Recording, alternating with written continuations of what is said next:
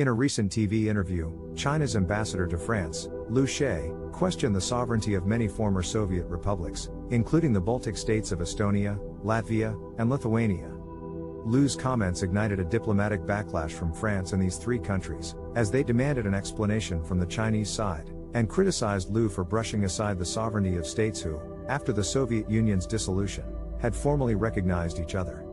In France, one of the first responses came from the Foreign Ministry in Paris, as it articulated its full solidarity with all of its allies and partners concerned, especially those countries who had long awaited their independence after decades of oppression.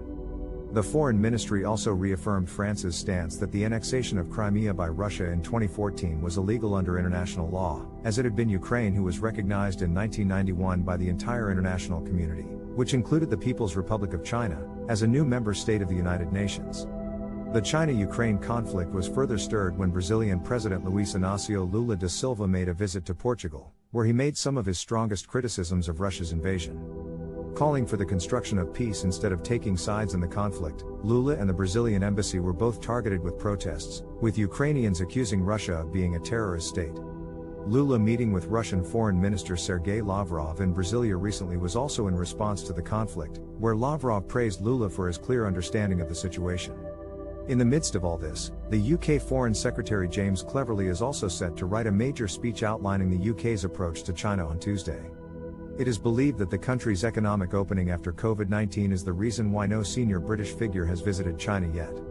The China-Ukraine conflict has brought a lot of external parties, old and new, into the arena, with a focus on finding a way to mediate peace between the two countries. However, China's ambassador to Estonia, Latvia, and Lithuania have all been summoned in order to clarify their country's position over its country's sovereignty once again.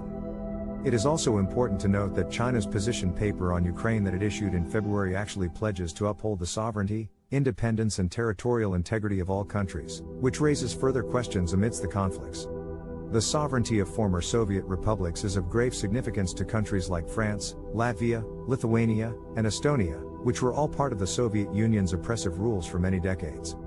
Having only recently gained their independence and strength, it is important to protect their autonomy and independence in the international sphere, which is why the Chinese ambassador's comments were taken with such disdain.